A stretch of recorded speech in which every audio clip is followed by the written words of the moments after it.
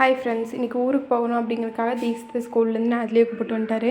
நேரத்துலேயே இல்லை, 5:30 மணிக்கு ஸ்கூல் விடுவாங்க. நம்ம அங்கே இருந்தோன்னா டக்குன்னு 5:45 வீட்டுக்கு வந்துடலாம்.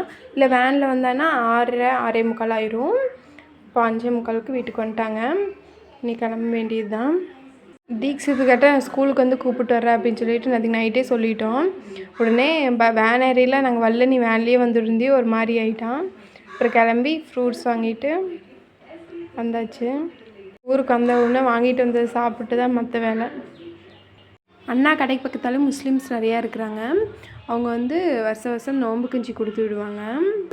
கல்யாணத்துக்கு முன்னாடி ஒரு டைம் வாங்கிட்டு வந்திருந்தான். அப்போ வந்து எனக்கு நல்லா இருக்குமா என்னன்னு தெரியல, எனக்கு வேண்டாம் அப்படின்னு சொல்லிட்டேன்.